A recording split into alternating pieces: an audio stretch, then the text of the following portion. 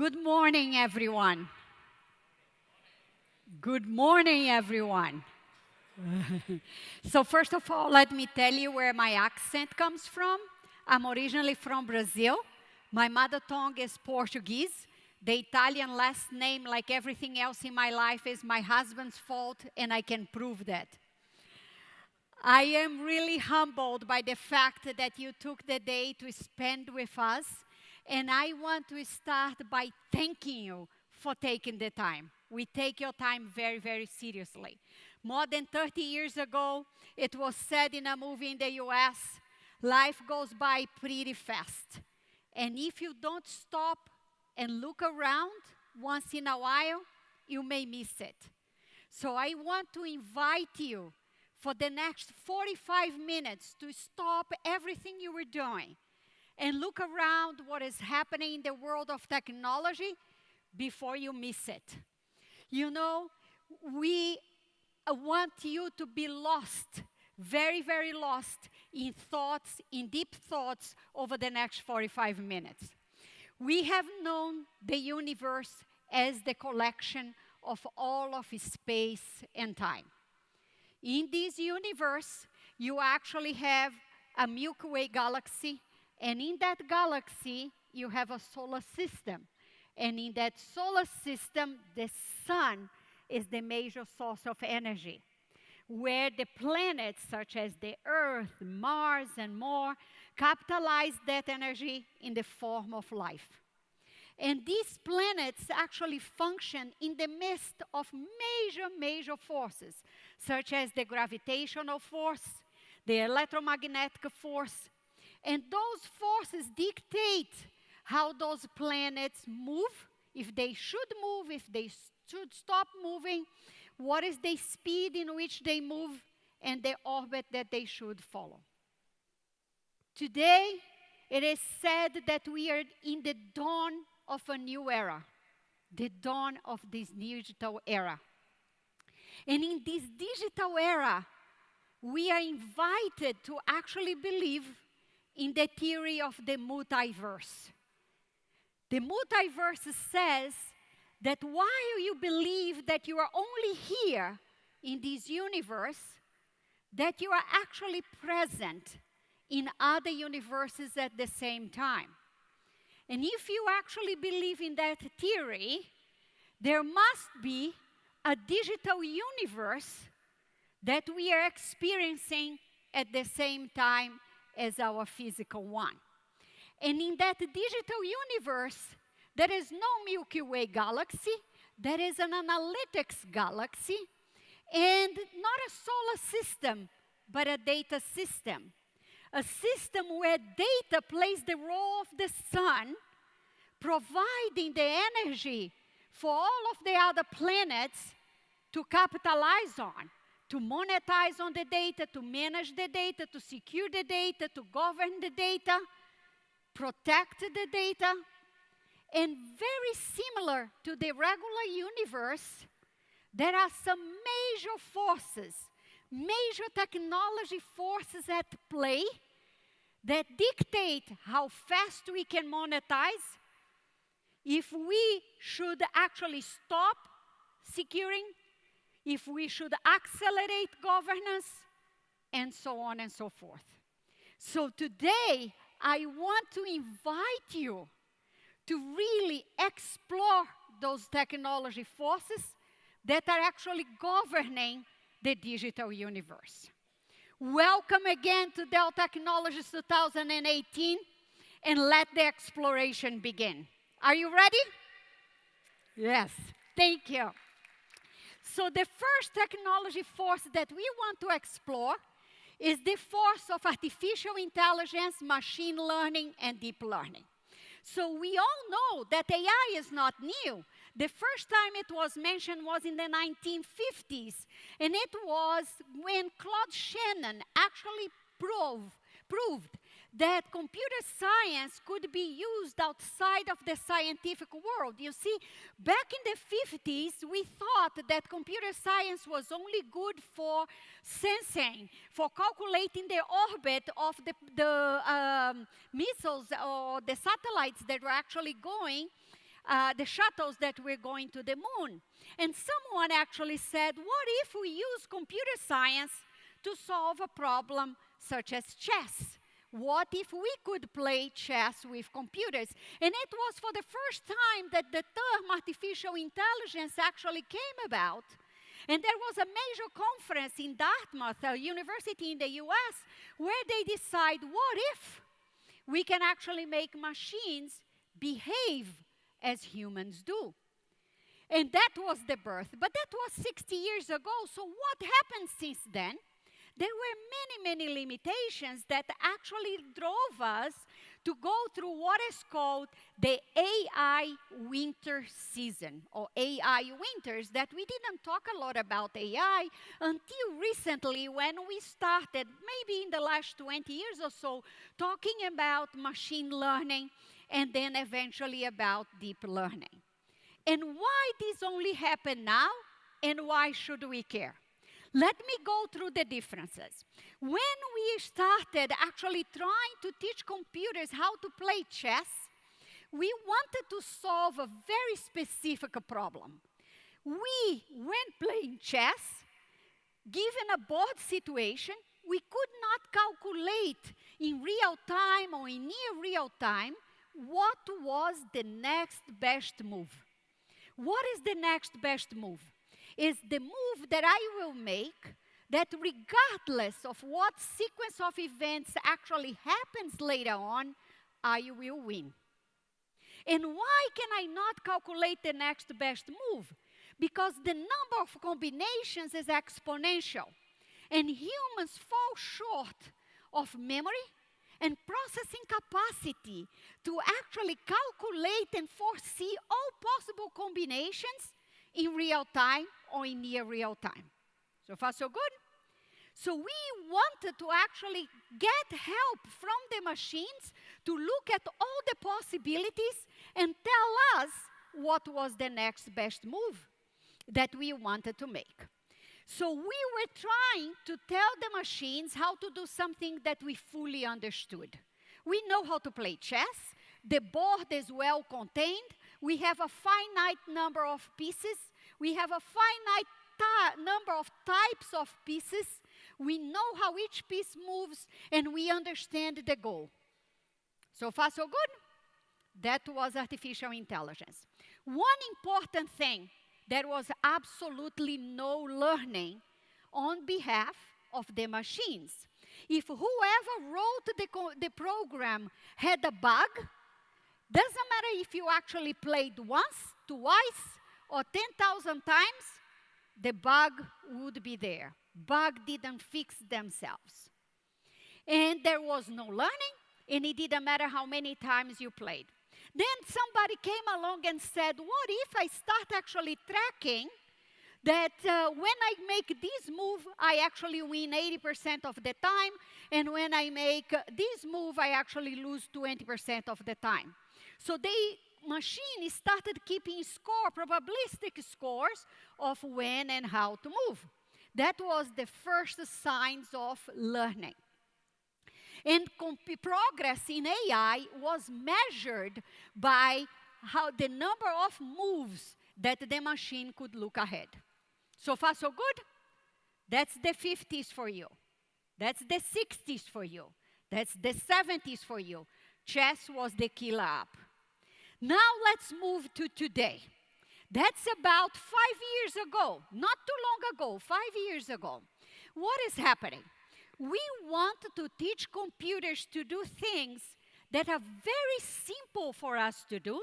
We have enough memory, we have enough computing power, but we cannot absolutely explain to the machines how we do them.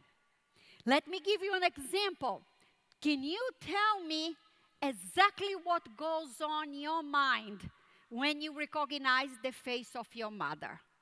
Or when you recognize the face of your father? We do take those things for granted, but we struggle to actually understand how it works. Because we don't understand how it works, we cannot tell the machines how to do them in a simple set of functions. And there lies the difference, because instead of telling the rules, we actually decided to teach the machines how to identify patterns. If we cannot teach them how to recognize faces, if we cannot teach them how to recognize animals, if we cannot teach them how to recognize objects, we can teach the machine how to recognize patterns. So now if I show to the machine 1,000 faces, and I have taught the machine how to identify patterns, the machine will come back and say, I don't know what those things are, but I will tell you, they probably have two things that we call eyes, and those eyes are typically separated by 3 to 5 centimeters. They have something that we call the nose, which is vertical, and then they have something horizontal of different shapes, and they have cheeks, and so on and so forth, and they are typically separated by that level of distance. And that is what we call model training. We have trained a model, and we have a model of what a face looks like. So far, so good. Are you still with me? I am from Latin America. I need feedback. Are you still with me? Yeah, good. Wake up, wake up. So once you have a trained model, you can do two things with that trained model. Maybe three, but let's talk about two.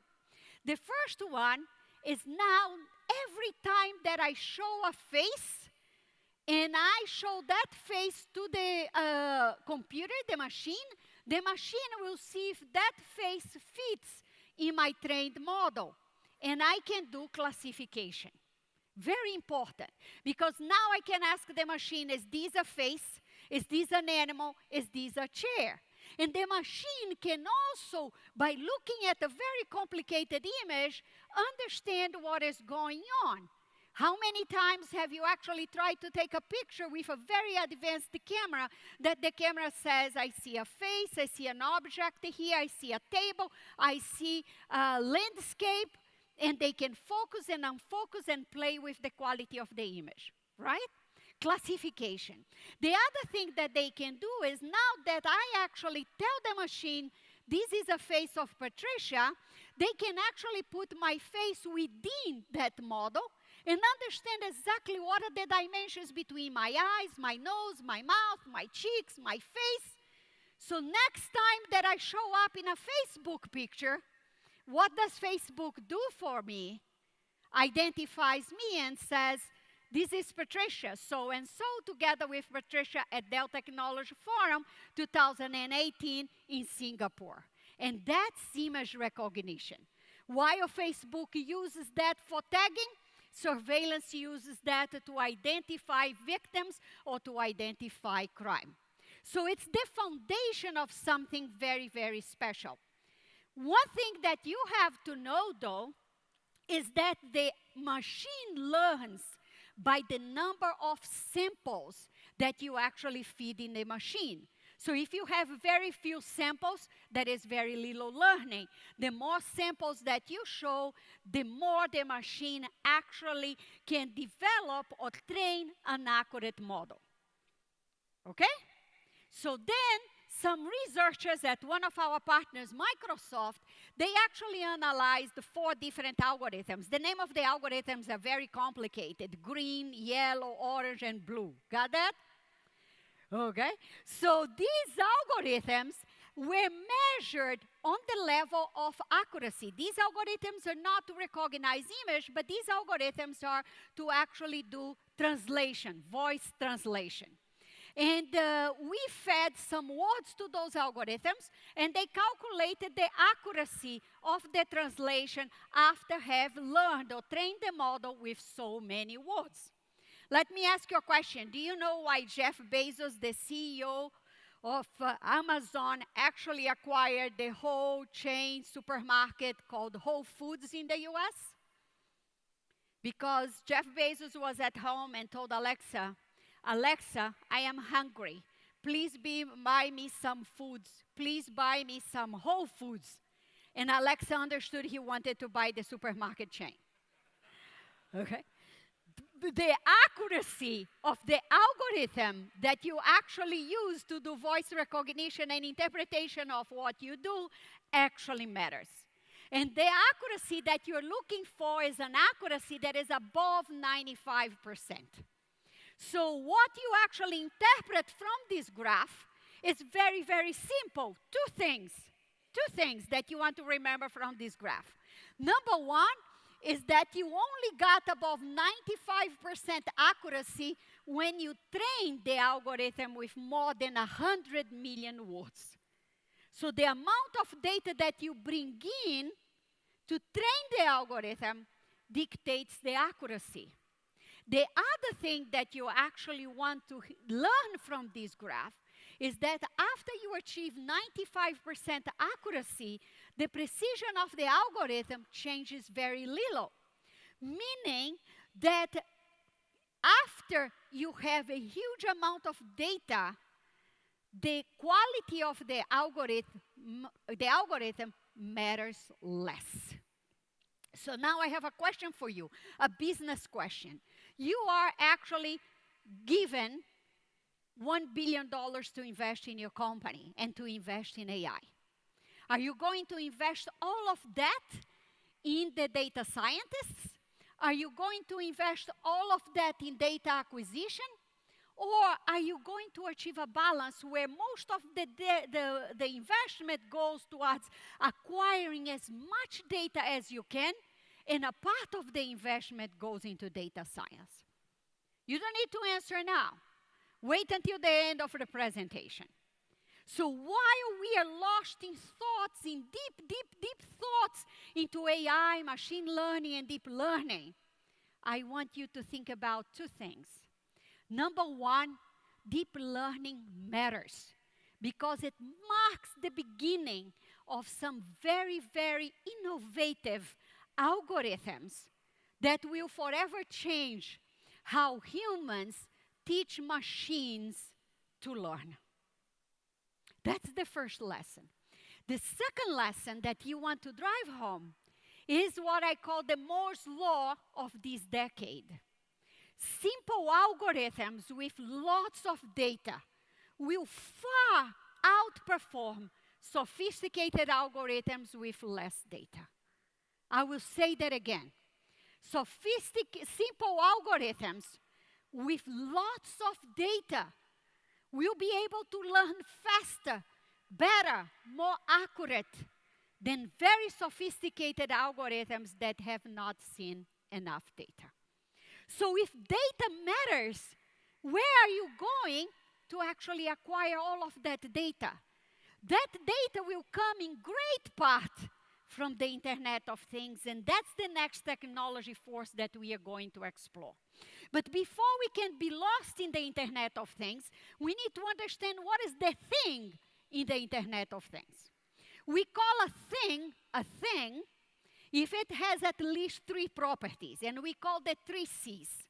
The ability to acquire context, the ability to compute, and the ability to connect. Context, compute, connect, context, compute, connect. Okay? Things come in many. Estimated at 1 trillion by 2100. I'm glad I'm not alive to clean up that mess. But they were going to be many. They sense, they compute, and they connect. And where do we see those things? I'll give you a concrete example. Suppose you are a company that is actually manufacturing umbrellas. And it costs you $5 to manufacture an umbrella. Okay?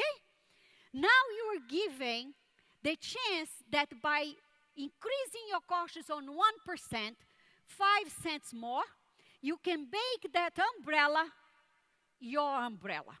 Whoever you are, whoever buys, that umbrella now is my umbrella. Why do you care that my umbrella is my umbrella? I'll tell you. That umbrella wakes up with me every morning, the same time that I wake up. Why? Because that umbrella, remember the three C's, is connected to my smartphone. It has access to my calendar, and it has access to my timer. And it knows what time I put the alarm on, and it knows when I stopped snoozing. And it knows where I'm going that day, and it can access the internet to find what the weather is like during the day, and if it is going to rain or not.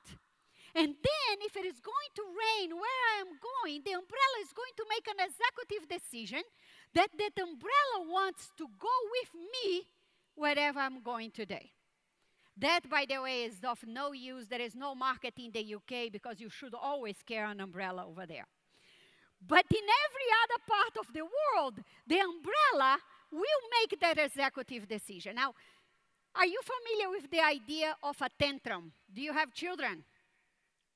You have that age of 2 years old that they actually ask you for an ice cream and you say no, and they go on the floor and they shake, they scream, they do everything that you can until you either give up and give the ice cream or you ignore.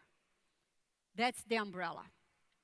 The umbrella makes a decision to go with you, and if you say no and you don't take the umbrella has what is called a digital tantrum. It will shake, it will blink, it will alarm, it will send you Instagram, Facebook, text message. It will tell all your friends that you're living without an umbrella. And you come back and you say to that umbrella, I have kids. I know what that is. And I'm going to ignore, and you're going to get over it, and tomorrow you'll behave better. The problem is that you really didn't understand that the umbrella was a thing. And by being a thing, it could acquire context, compute, and connect, and it can connect to your health insurance. And let the health insurance know that should you fall sick with a flu, that you shouldn't be covered because you were warned many times to take the umbrella and you didn't. So you actually should care that the world around you is becoming animated, is becoming alive, that there is no clear difference between the physical world and the digital world anymore. And we have to thank that to the killer app of the last decade, the ACE vehicle. Do you know what ACE stands for? The Automated or Autonomous Connected Electric Vehicle. The government agency in the US 10 years ago said, let's try to actually do an autonomous car. And the car was a truck. You know why the car was a truck? Because only a truck could afford holding on to all the sensors. They were huge in size, and they were very heavy. And when we actually had the industry making the autonomous vehicle, they drove down the size of the sensors, and they improved quality and reduced risk. And this gave, the main point was to actually give this notion of a 360-degree view so that the car could avoid collision, the car could actually drive by itself. What we are seeing now is that we have grown to expect a much richer interaction with the environment. We just don't want the car to have a 360-degree view. We want the car to actually be sensitive to our touch, to our taste, to what we hear, and so on and so forth. And what we are going to see in the next decade is a much bigger focus on IoT, on the Internet of Things and sensors, not only around the size or the number of sensors, but the diversity of the sensors that are going to be able to capture much more of the physical experience in the digital world, and at the same time communicate back much of the digital world to us across all of the senses that we can experience. So when we are lost in thoughts, in deep thoughts on the Internet of Things, two things you need to remember. IoT is going to be the major data source that is going to fuel all the learning that is going to happen in artificial intelligence. And it will bring not only size, volume, but it will also bring a diversity that is not seen, and it is unprecedented until this moment. And IoT is going to be a major force that is going to create this digital image of the physical world, and it is going to communicate back to the physical world the image that is being created in the digital world. And what are they going to be the mechanisms, the devices that are going to create that bridge between the physical and the digital world? My friends, welcome to the world of augmented reality and virtual reality. And that's the next force we are going to explore. Virtual reality, let me start, is not new. It started more than 30 years ago, but it didn't become mainstream until very recently, 2 years ago. Augmented reality, the idea that you are actually here, but you have an experience that is augmented by aspects, knowledge that you can't see or touch, but you know that exists, is not new, but it only became mainstream 2 years ago. And why do you care? Because augmented reality and virtual reality are going to blur the division between the two universes, your universe, our universe, and the digital universe. And it is going to give you this idea of an experience that is far richer than what you have today. You will no longer look at an image. You will have the ability to actually view all the angles of the image, and you have the ability to actually walk into the image as well. So the experience is going to be very different. Today, they are actually provided by the head-mounted displays, but they actually vary across what is called the spectrum of interactiveness. It's going from the 360-degree view, augmented reality, virtual reality, mixed reality, where you have really the two worlds together, to the world of holograms.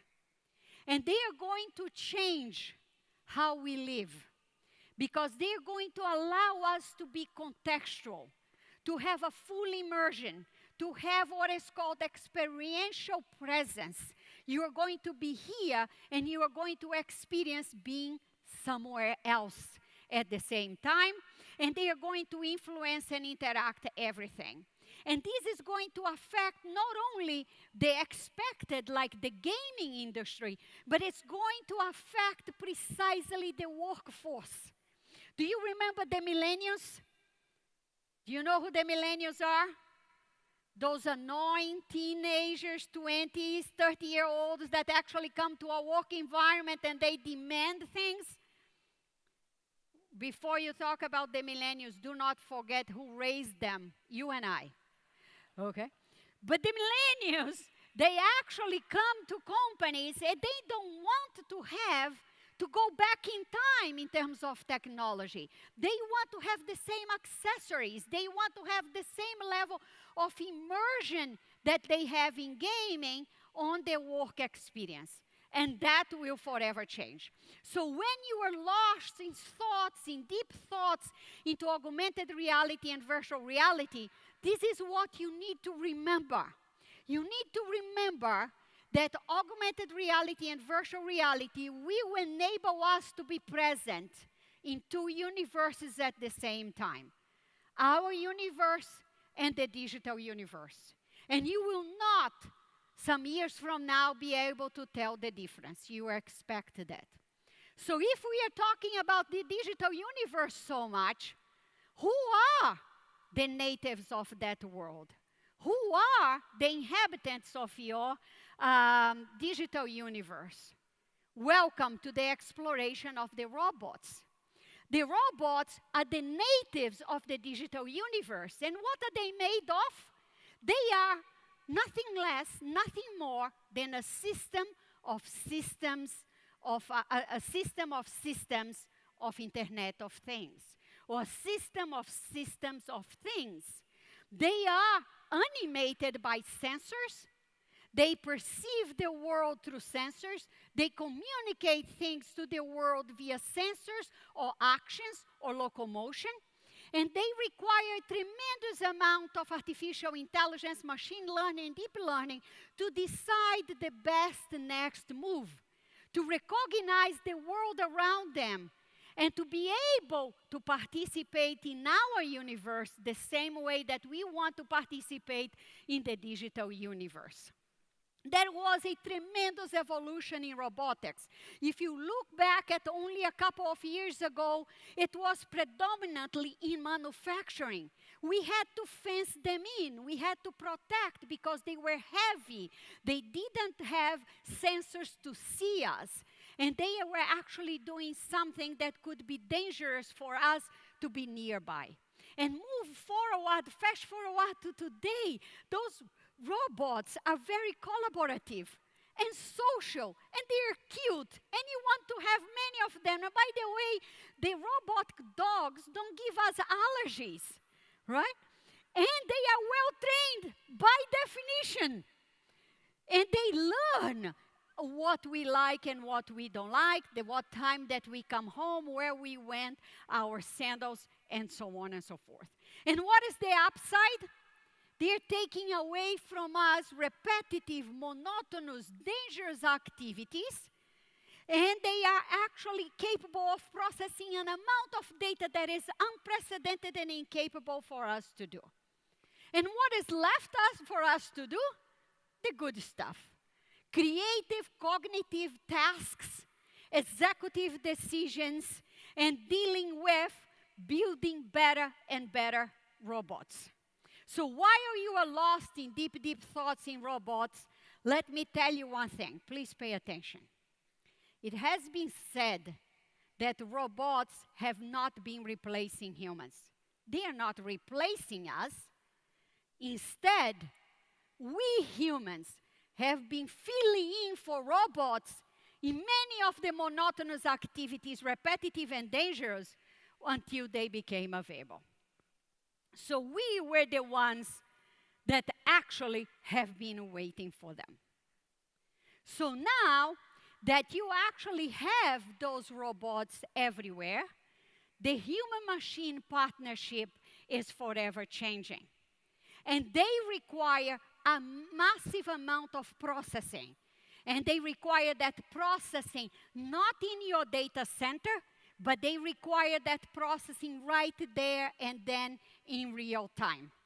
Which leads us to explore yet another force, the force of the accelerators. What are they? The CPU. I don't think there is anybody that has not met one way or another a CPU, Central Processing Unit. What was the idea of the CPU?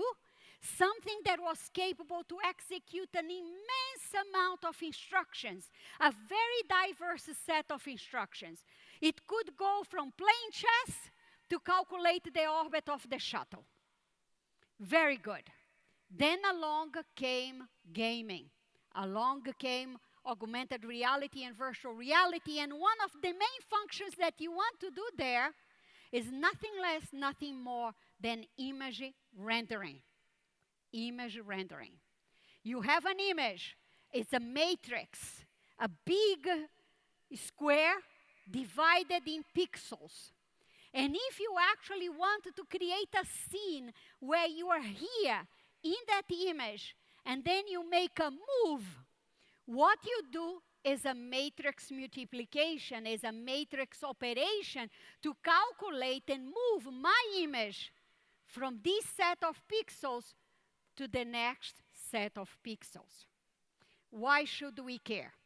Because when we started demanding to do that over and over and over again, then we realized that we were using the CPUs to do one set of tasks repetitively, that we didn't need perhaps the generality of the CPU after all. We wanted something that needed to do one thing very well and not be able to broaden the spectrum of functions. And that's where the graphical processing unit came along.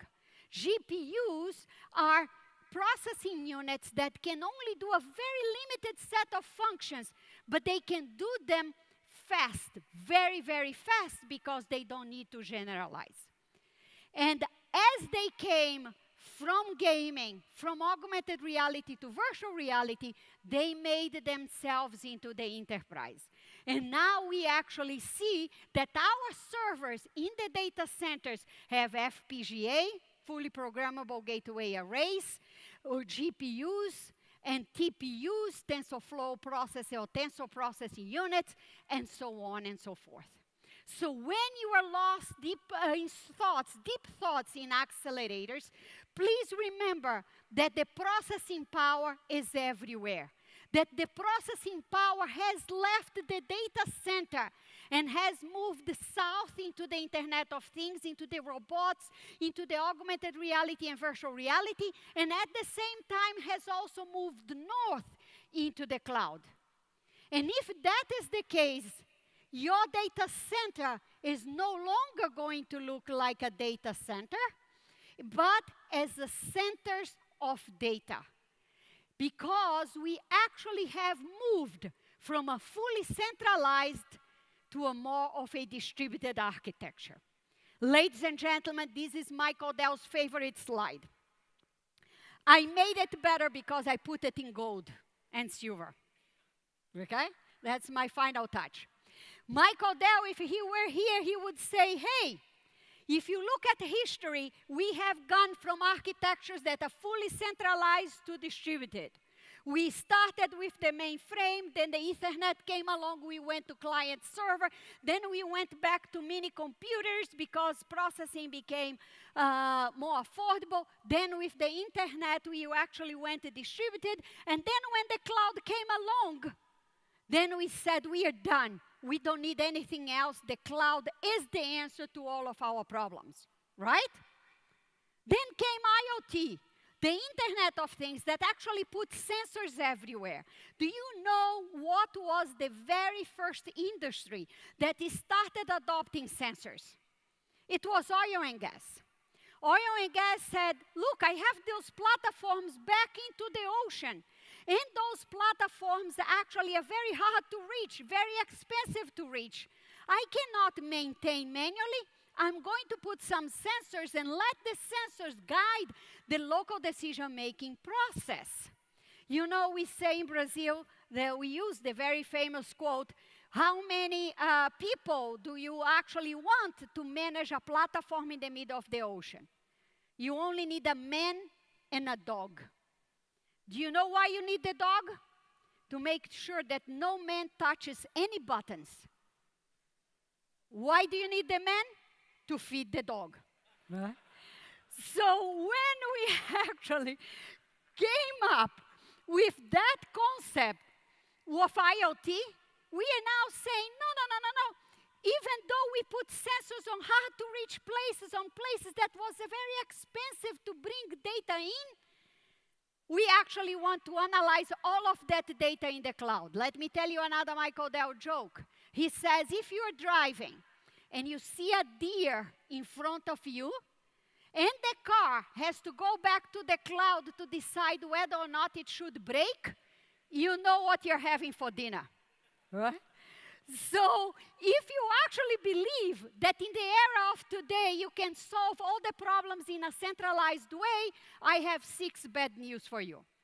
One is IoT.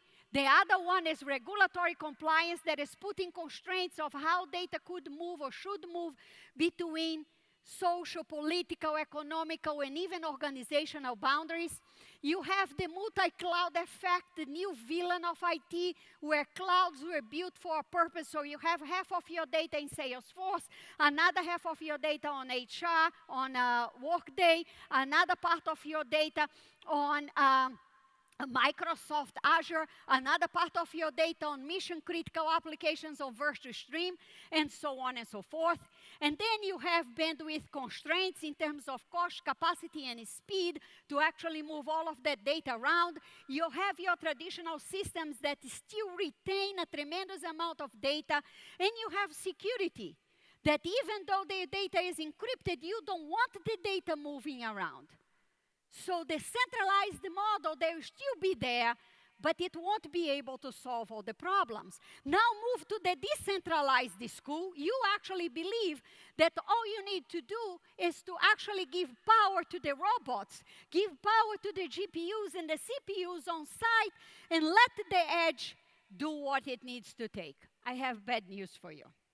You know that song, Who Let the Dogs Out? Who let the cores out here? All your cores, they have vanished from the data center, and it is now creating what is called the edge to core to cloud continuum, meaning that you have to mind the edge, you have to mind the distributed core, and you have to mind the cloud, because if you were to take an X-ray of where your data is everywhere. Your data is now not only distributed, but often is stranded in what we call those data zones, where the data can't move, be for any of the 6 reasons that we told before: bandwidth, regulatory compliance, cloud, and so on and so forth. So at Dell Technologies, we stand in the shoulder of giants. Some of those giants are women.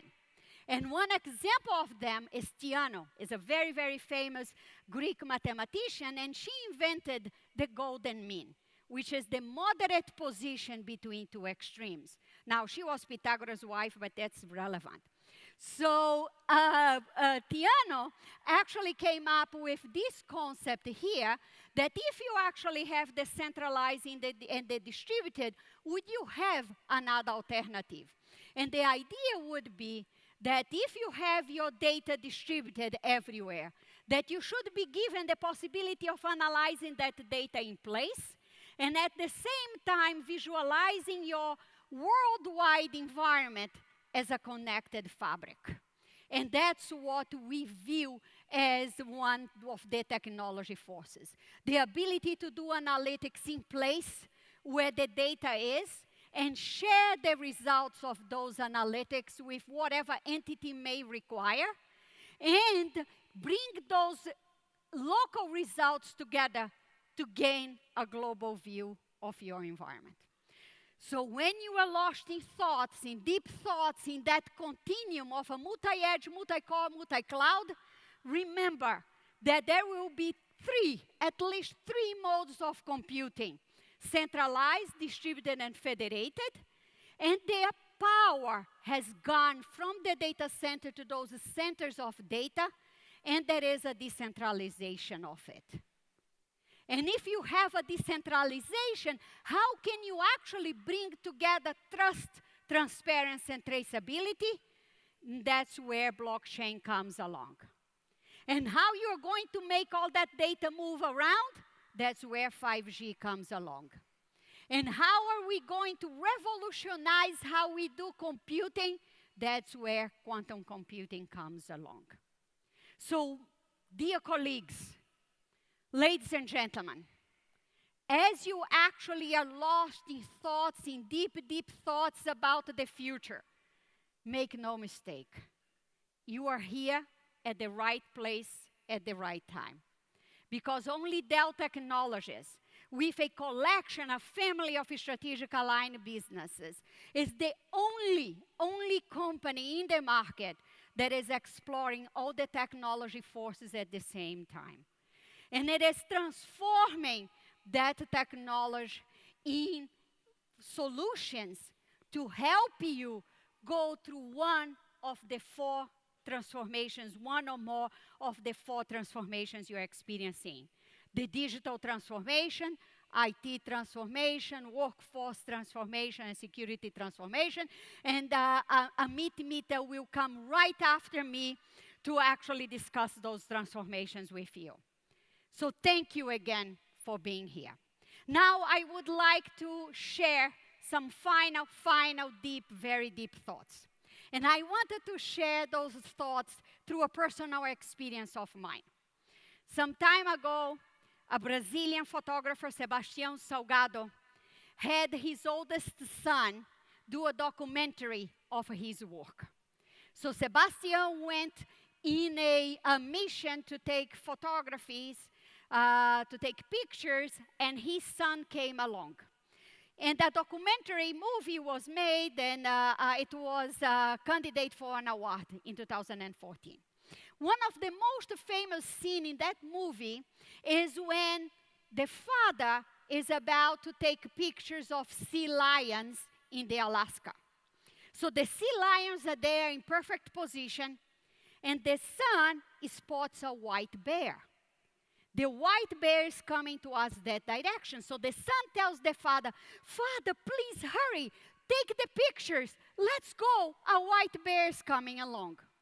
So the father very calmly says, "I'm not going to do that. Find a place where we can camp and wait." Needless to say that white bears don't come in a hurry, right? Have you seen a white bear run? They walk very calmly. They came close to the sea lions. The sea lions went back. The bear hung around for hours.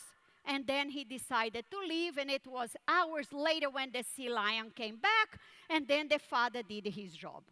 So the son asks the father, "Father, why didn't you take the picture when I told you to do so? We have risked our lives and we could be dead by now." And the father looks at the son and says, "Son, I don't take pictures." So the son is so surprised and asks, "What is it that you do?" And the father said, "To take a picture is to capture a moment in time. It's to document a history." You can translate that to do selfies. Huh? When you do a selfie, you absolutely pay no attention to anything other than yourself. And then you say, "Look, I want to document a history. I want to capture a moment." The father looked at the son and said, "Son, I photograph." To photograph comes from the Greek word. Photo is light, and graph is to draw or design. I draw, I design with light. And these are some examples of the photographs that his father does not take, but of the drawings that he makes with light. So when I saw that movie, I said, now I finally know how to explain what digital transformation is all about. My husband treats some sentences that I say the same way that you sign up for Wi-Fi. You ignore all the handwriting and you accept all conditions. But I really did. Because if a photograph is to draw or design with light, I, Patricia, can create the term technograph, which is to draw or design with technology. And if you believe that is possible, that today with all the technology forces we are given that right to technograph, then digital transformation becomes our ability to actually technograph the way we work, live, and think in new and innovative ways. Digital transformation, it's our ability to design our future. Ladies and gentlemen, there are 3 types of people on earth. People that make it happen, people that watch it happen, and people that do not have any idea what the heck happened. And as we are in the dawn of this new era, in this dawn of the digital era, what bucket are you going to put yourself in? As you explore this digital universe, all these technology forces in the dawn of this new era, are you going to take a picture of your today and give it internet lifetime? Are you going to make it eternal? Are you going to take a distorted picture of today and digitize it? Or are you going to exercise your God-given right, our God-given right, to actually become an explorer of our digital universe? Are you going to really reimagine our future and technograph it? Let the transformations begin. Thank you very much for attending.